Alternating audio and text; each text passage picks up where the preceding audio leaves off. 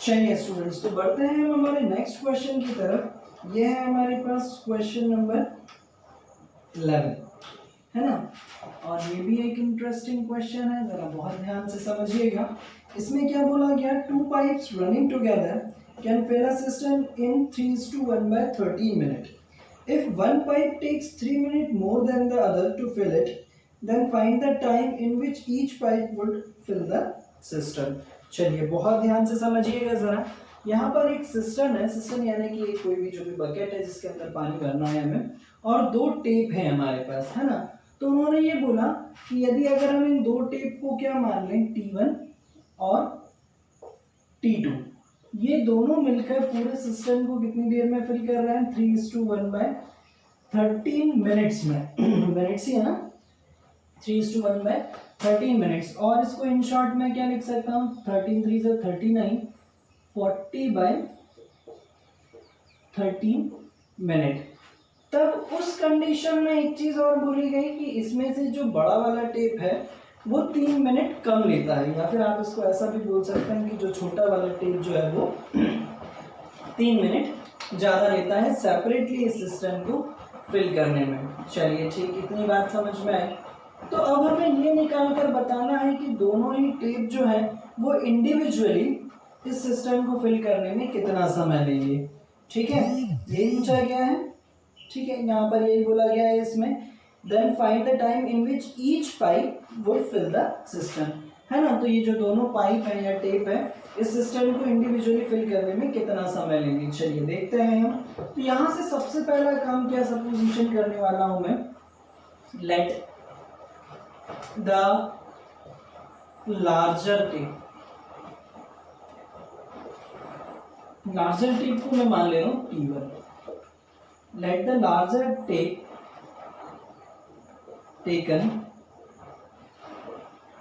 X minute to fill the system individually, and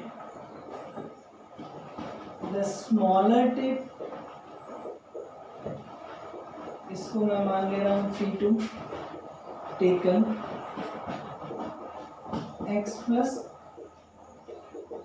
3 minutes to fill the system. ठीक है, तो इतनी चीजें क्लियर हैं। तो यहाँ से जरा बहुत ध्यान से समझिएगा अब इस बात को कि यदि अगर ये जो टेप है इसको x मिनट में फिल करता है, तो अब ये जो टेप है ये 1 मिनट में सिस्टम को कितना फिल करेगा। तो system fill by T1 in 1 minute. 1 minute में कितना करेगा, 1/x। Similarly system fill by T2 in 1 minute is equals to 1/x plus 3। अब यदि अगर ये दोनों ही टेप कितनी देर चले, 14/13 मिनट, है ना। देन अकॉर्डिंग टू क्वेश्चन इसमें क्या बोला गया, दोनों ही टेप जब कितनी देर चले, 14/13 इंटू फर्स्ट वाली कंडीशन में 1/x, है ना, प्लस 14/13 मिनट ही कौन सा चला, दूसरा टेप, 1/x plus 3। ऐसा करने पर वन सिस्टम जो है वो कंप्लीटली फिल हो गया। चलिए ये कंडीशन समझ में आई। ये वाला टेप 14/13 मिनट चला, तो 1 मिनट के टाइम से मैंने इसको मल्टीप्लाई कर दिया, और इसने 1 मिनट में जितना सिस्टम फिल किया उसको भी मैंने 14/13 से मल्टीप्लाई कर दिया। और जब ये दोनों साथ में इतनी देर चले तो सिस्टम एक जो है वो कंप्लीटली फिल हो गया।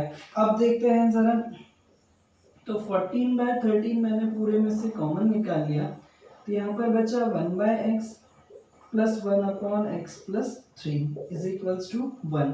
इसको इधर शिफ्ट करूँ मैं, तो यहाँ पर तो x और x plus 3 एलसीएम, यहाँ पर x plus 3 प्लस x, और इसको इधर ले जाऊँ तो यहाँ कितना होने वाला है, 13/40। चलिए ठीक, आई होप इतनी चीज़ें आप लोगों को समझ में आ गई होंगी। तो बढ़ते हैं अगले काम की तरफ। x प्लस एक्स कितना होने वाला है हमारे पास, 2x plus 3 अपॉन यहाँ पर बचने वाला है हमारे पास एक्स स्क्वायर प्लस 3x और यहाँ पर 13/40। इसका भी क्रॉस मल्टीप्लाई अगर हम कर लें तो यहाँ पर बचेगा 80x, 14 3 ज़ा 120, यहाँ पर 13x स्क्वायर प्लस 39x। ठीक है, थोड़ी सी जगह कम थी तो मैंने उसको शॉर्ट में लिख दिया है, आप लोग समझने की कोशिश कीजिएगा। चलिए बढ़ते हैं हम आगे। तो यहाँ पर बचने वाला है हमारे पास 13x square plus 39x minus 80x minus 120 is equals to 0। ठीक है, यही बचने वाला है हमारे पास। ठीक, और आगे बढ़ते हैं हम। तो 30x स्क्वायर प्लस 39 में से यदि अगर हम 80 माइनस करें तो यहाँ पर बचने वाला है माइनस का 41x minus 120 is equals to 0। ये मिल गई हमें एक क्वाड्रेटिक इक्वेशंस, है ना। तो अब हमें यहाँ से ऐसी वैल्यूज ढूंढनी है कि जिनको अगर हम स्प्लिटिंग द मिडिल टर्म से इसे सॉल्व करें तो प्लस माइनस करने पर क्या मिले हमें 41, है ना, और मल्टीप्लाई करने पर क्या मिले, ये तो काफ़ी लेंथी होने वाला है इस प्रोसेस से हमारे पास। ठीक है, तो हम यहाँ पर क्या करने वाले हैं, ज़रा बहुत ध्यान से समझिएगा। 13x स्क्वायर माइनस 65x और प्लस कितना बचने वाला है हमारे पास 41 लेकर आना है हमें, माइनस 65 प्लस क्या करें जिससे हमारे पास 41 बचे। तो दो फैक्टर्स हमारे पास क्या क्या होंगे, वो 24, है ना, 24x minus 120 is equals to 0। तो माइनस 65 प्लस 24 करने पर हमें क्या मिलेगा, माइनस का 41। ठीक है, और इन दोनों को मल्टीप्लाई करने पर यही मिलेगा जो 13 इंटू 120 को करने पर मिलेगा। तो यहाँ से यदि अगर मैं 13x कॉमन निकाल लूँ तो यहाँ बचने वाला है मेरे पास x माइनस 5 और प्लस यहाँ से अगर मैं क्या कॉमन निकालूँ 24 कॉमन निकालूँ तो यहाँ पर भी x माइनस 5। तो अल्टीमेटली फैक्टर्स क्या मिलेंगे हमें 13x प्लस 24 और यहाँ पर x माइनस 5। तो x की वैल्यू हमें क्या कंसीडर करनी पड़ेगी, क्योंकि दूसरी वैल्यू तो फ्रैक्शन में मिलेगी हमें, x बराबर 5। तो जो लार्जर टेप है वो कितनी देर में उसे फिल करेगा, 5 मिनट में, और जो स्मॉलर टेप है तो मैं यहाँ पर लिख दे रहा हूँ T1 जो है वो 5 मिनट लेगा उसको फिल करने में, और T2 जो है वो उसे 8 मिनट लेगा फिल करने में। Here is the answer.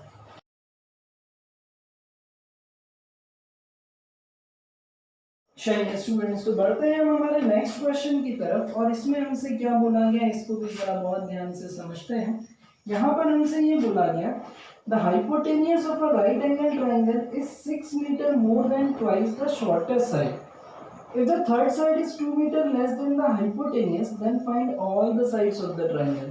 तो देख लेते हैं हम यहाँ पर सबसे पहली चीज तो यहाँ पर ये बोला गया है कि एक राइट एंगल ट्राइंगल है, ठीक है, that is A, B and C। और इसमें क्या बोला गया साथ ही साथ हमसे The hypotenuse of a right angle triangle is 6 meter more than twice the shortest side, है ना। तो हमें ये तो पता है कि 90 डिग्री के सामने वाली साइड हमेशा सबसे बड़ी होती है, that means hypotenuse is longest side, यानी कि शॉर्टेस्ट इन दोनों में से ही कोई एक होगा। तो हम क्या मान लेते हैं कि BC जो है वो क्या है, एक शॉर्टेस्ट साइड, और उसको हम क्या मान ले रहे हैं, x। देन क्वेश्चन के अकॉर्डिंग क्या बोला गया कि the hypotenuse is 6 metre more than twice the shortest side, यानी कि ये कितना होने वाला है, शॉर्टेस्ट की ट्वाइस से कितनी ज्यादा है, ये 6 ज्यादा है। और तीसरी साइड के बारे में हमसे ये बोला गया कि if the third side is 2 metre less than the hypotenuse, यानी कि ये वाली जो साइड है वो इससे 2 मीटर लेस है, यानी कि ये कितना होने वाला है, 2x प्लस 4। तब ऐसी सिचुएशन में हमें ये तीनों साइड्स कैलकुलेट कर कर बतानी है। तो चलिए देख लेते हैं हम यहाँ पर क्या होने वाला है। ठीक, ये क्वेश्चन के अकॉर्डिंग मैंने पूरा फिगर यहाँ पर तैयार कर लिया गया है। अब यदि अगर ये एक राइट ट्राइंगल है तो राइट ट्राइंगल में हमें ये पता है बहुत अच्छे से बाय पाइथागोरस थ्योरम, है ना। मैं इसमें पाइथागोरस थ्योरम अप्लाई कर सकता हूँ।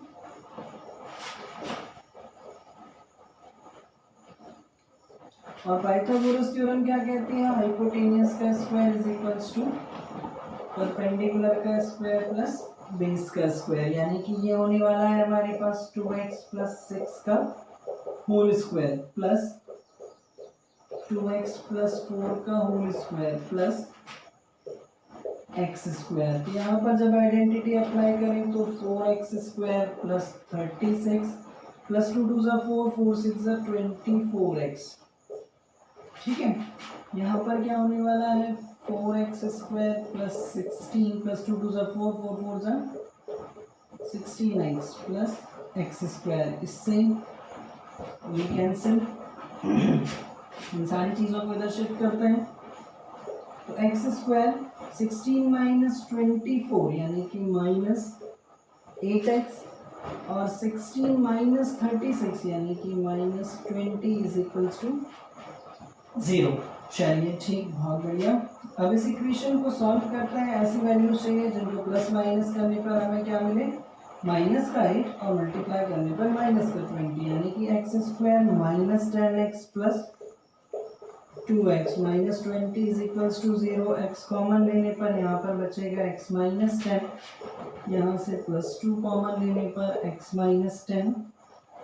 ठीक है, तो x की जो वैल्यू है वो फैक्टर है हमारे पास x प्लस 2 और x माइनस 10, तो x की जो वैल्यू है वो हमें क्या मिलने वाली है 10। ठीक है, तो ऐसी सिचुएशन में माइनस तो कंसीडर करेंगे नहीं क्योंकि लेंथ कभी भी नेगेटिव नहीं हो सकती है। अब देख लेते हैं ऐसी सिचुएशन में AB जो कितना था 2x प्लस 6 यानी कि 2 इंटू 10 प्लस 6 तो 26। ठीक है, यूनिट जो भी हो। BC कितना होने वाला है 10 यूनिट और AB कितना होने वाला है 2x प्लस 4 यानी कि 2 इंटू 10 प्लस 4 यानी कि ये कितना होने वाला है, here is the sides of this right angle triangle।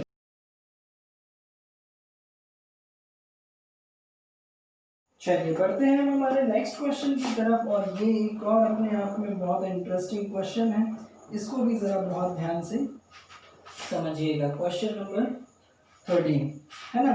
यहाँ से हमने क्या दिया गया है, ज़रा बहुत ध्यान से समझिएगा इसे। A dealer sells a toy for ₹24, है ना।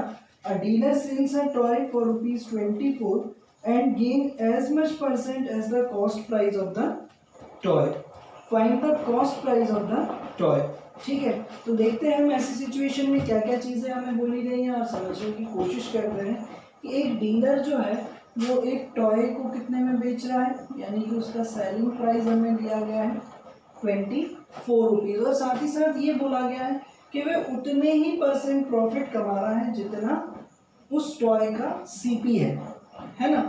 तो ऐसी सिचुएशन में हमें उसका कॉस्ट प्राइस निकाल कर बताना है। तो सबसे पहली सिचुएशन में हम उसका सीपी क्या मान ले रहे हैं x रुपीज़, और गेन परसेंट भी कितना है, कितने % कमा रहा है जितना इसका सीपी है, यानी कि x% ही कमा रहा है वो। तो हमें ये बात बहुत अच्छे से मालूम है, छोटी क्लासेस में हम पढ़ कर आए हैं कि गेन बराबर होता है हमारे पास, नहीं पता हो तो ध्यान रखिएगा, गेन % इंटू CP अपॉन 100, है ना। तो अब यहाँ से गेन बराबर कितना है हमारे पास x into x upon 100। That means ये होने वाला है हमारे पास एक्स स्क्वायर अपॉन 100। ठीक है, तो ये आ गया हमारे पास गेन बराबर एक्स स्क्वायर अपॉन 100। अब हमें ये भी बात बहुत अच्छे से मालूम है कि सेलिंग प्राइस बराबर होता है हमारे पास सीपी प्लस गेन, है ना, जितना भी गेन हुआ है। तो सेलिंग प्राइस कितनी थी हमारे पास 24, सीपी कितना है एक्स, और गेन कितना आ गया हमारे पास एक्स स्क्वायर अपॉन 100। ठीक है, तो यहाँ से हम और आगे बढ़ते हैं। 24 एलसीएम कितना आने वाला है 100, और ये 100x प्लस एक्स स्क्वायर। इसको ले जाकर इधर शिफ्ट करूँ तो इक्वेशन क्या मिलने वाली है मुझे, एक्स स्क्वायर प्लस 100x, और ये 100 जाकर इससे मल्टीप्लाई होगा तो 24, और 2400 इधर आएगा तो ये कितना हो जाएगा -2400 is equals to 0। Here is the quadratic equation. अब इसको सॉल्व करते हैं हम। अब यहाँ पर बहुत सारी मेथड्स हमने देख ली, एक बार कोई नई मेथड अप्लाई करके देखते हैं हम, और यहाँ पर लगाते हैं कंप्लीटिंग द स्क्वायर मेथड। तो एक्स स्क्वायर प्लस 100x, और इसको इधर शिफ्ट करते हैं तो यहाँ पर 2400, तो एक्स स्क्वायर प्लस 100x, इसमें 1/2 का मल्टीप्लाई करके स्क्वायर करना है, यानी कि 1/2 यानी कि ये हो जाएगा 50, और 50 का स्क्वायर करें हम तो कितना आने वाला है 2500, है ना, और यहाँ पर भी प्लस 2500। तो देखते हैं अब क्या होने वाला है यहाँ पर हमारे पास एक्स स्क्वायर, तो ये तो पूरा फॉर्मूला बन जाएगा हमारे पास एक्स प्लस 50 का होल स्क्वायर, और यहाँ पर क्या होने वाला है 4900। तो x plus 50 is equals two plus minus 70।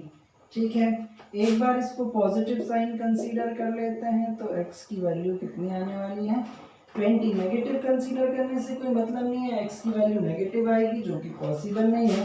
तो उस टॉय का सीपी जो था वो कितना था 20 rupees. Here is the answer.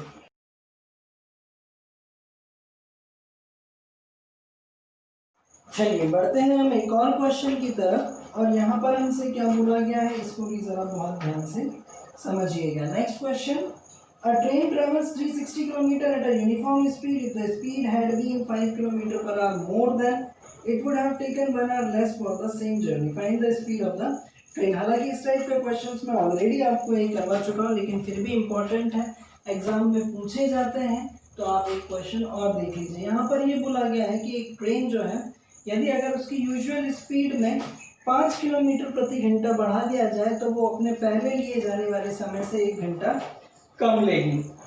तब ऐसी परिस्थिति में ट्रेन की यूजुअल स्पीड हमें कैलकुलेट कर कर बतानी है। तो देखते हैं जरा हम यहाँ पर। तो सबसे पहला काम, let the usual speed of train be x kilometre per hour, है ना। अब टोटल डिस्टेंस कितनी ट्रेवल करनी है उसे 360 किलोमीटर। तो हम ये जानते हैं कि स्पीड इज इक्वल्स टू क्या होता है डिस्टेंस अपॉन टाइम, या फिर time is equals to distance upon speed. तो क्वेश्चन के अकॉर्डिंग पहली सिचुएशन क्या थी, जब टाइम t1 लग रहा था, डिस्टेंस थी 360 और स्पीड थी x। दूसरी सिचुएशन में क्या बोला गया, डिस्टेंस तो सेम ही है,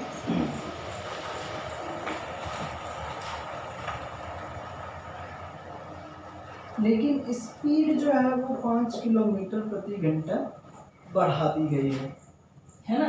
तो ऐसी सिचुएशन में जब स्पीड को बढ़ा दिया गया तो टाइम जो है वो क्या हो जाएगा हमारे पास कम लगेगा। इसका सीधा सीधा सा मतलब है कि t1 जो है इज ग्रेटर देन t2, और इन दोनों ही टाइम के बीच में डिफरेंस कितना आ रहा था हमारे पास 1 घंटे का, यानी कि t1 माइनस t2 कितना है हमारे पास 1 आवर। ठीक, यहाँ पर ये वैल्यू सब्स्टिट्यूट करते हैं हम, तो 360 upon X minus 360 upon X plus 5 is equals to 1।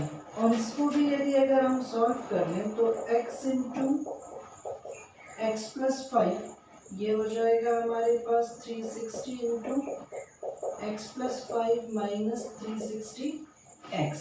चलिए और आगे बढ़ते हैं, इसे सॉल्व करते हैं हम। तो ये हो जाएगा हमारे पास 360x प्लस 5 जीरो ज़ा 0 5 6 ज़ा 30 है ना। हम अपनी शॉर्टकट मेथड अपनाते हैं यहाँ पर। तो इसमें 2 का यानी कि 180 है ना, तो 1800 ये आ जाएगा, ठीक। माइनस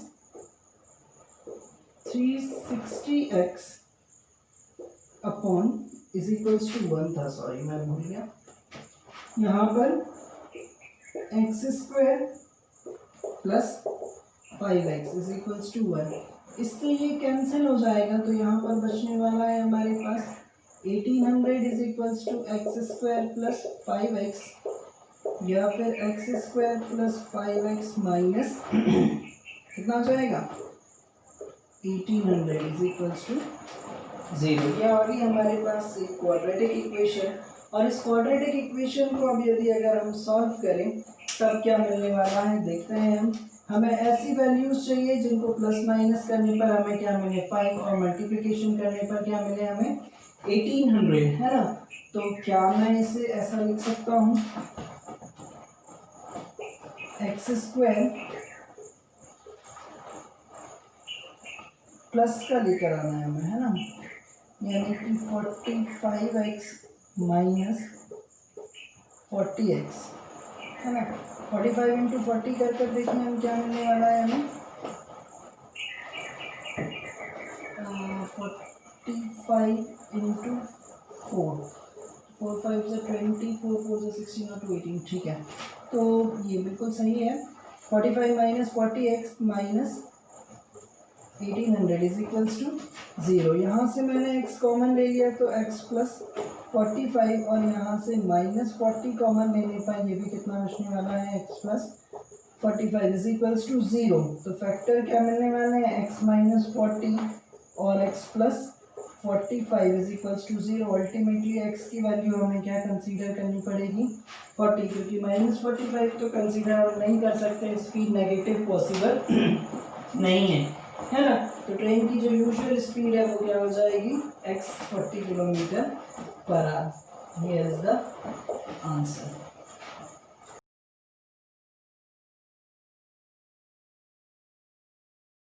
चलिए बढ़ते हैं एक और नेक्स्ट क्वेश्चन की तरफ, जहां पर हमें क्या बोला गया है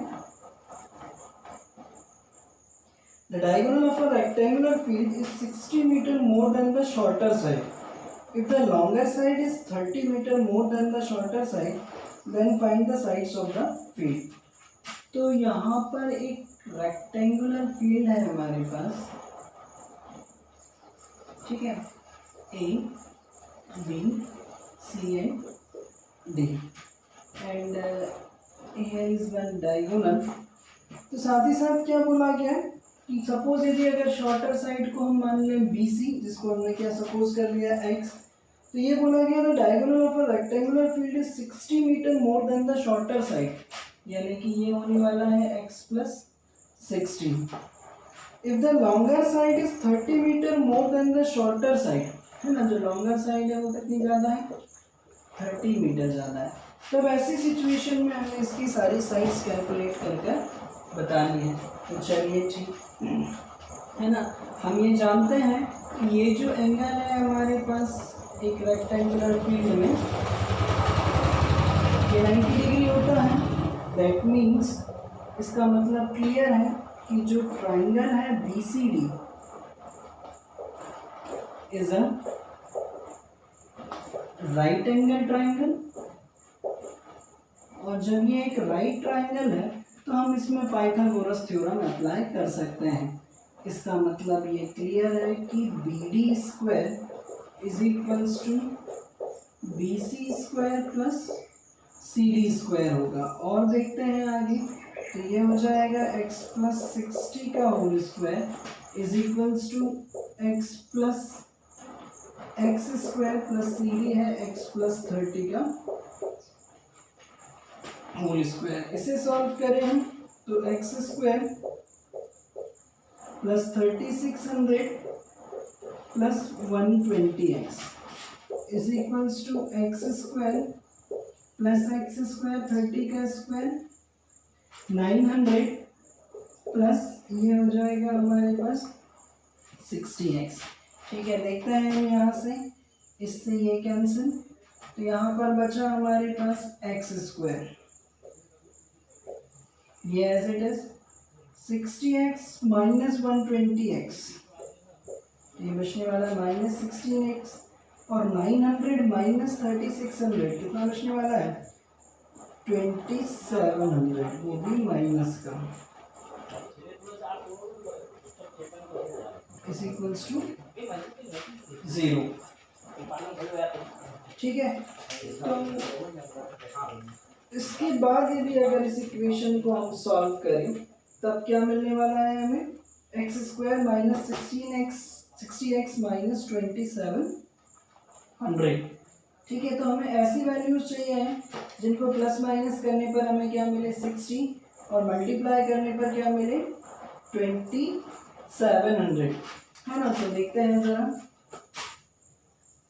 एक्स स्क्वायर, क्या मैं 60 को 90 माइनस 30 लिख सकता है, minus 90x plus 30x minus 2700 is equals to 0। ठीक है, तो x कॉमन लेने पर यहाँ पर बचेगा x माइनस 90 प्लस यहाँ से 30 कॉमन लेने पर x माइनस 90, तो x माइनस 90 और x प्लस 30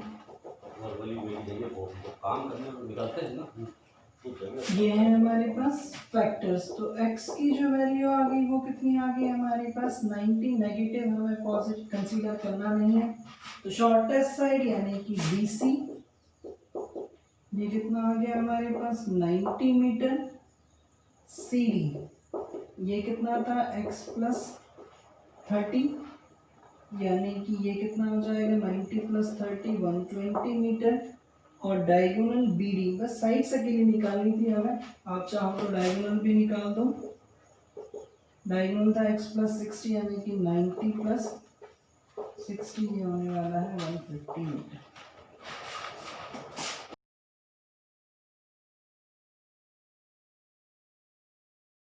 चलिए बढ़ते हैं हम हमारे नेक्स्ट क्वेश्चन की तरफ, और इसमें क्या बोला गया इसको भी जरा बहुत ध्यान से समझिएगा, ये भी बहुत इंटरेस्टिंग है। Sum of the areas of two squares is 468 metre square. If the difference of their perimeter is 24 metre then find the sides of the two squares, है ना। क्या बोला गया, दो स्क्वायर्स के एरियाज का जो सम है वो है 468 मीटर स्क्वायर, है ना। यानी कि मैं थोड़ी देर के लिए क्या मान ले रहा हूँ a square plus b square बराबर कितना दिया गया है 468 मीटर स्क्वायर। ठीक है, और if the difference of there perimeters, है ना, तो ये हो जाएगा हमारे पास 4a माइनस 4b, पेरीमीटर बराबर 4 इंटू साइड होता है, ये कितना दिया गया है हमें 24 मीटर। तब उस कंडीशन में then find the sides of the two squares, हमें दोनों स्क्वायर्स की साइड्स निकाल कर बतानी है। चलिए ठीक है, देख लेते हैं इसीलिए। तो यहाँ पर क्या क्या चीजें दी गई है हमें, a square plus b square बराबर 468 मीटर स्क्वायर। तो सबसे पहली situation, let the side of first square be x, है ना, तो उसका एरिया कितना हो जाएगा x स्क्वायर। ठीक, और पेरीमीटर कितना हो जाएगा, देन उस कंडीशन में उसका एरिया x स्क्वायर और उसका पेरीमीटर 4x।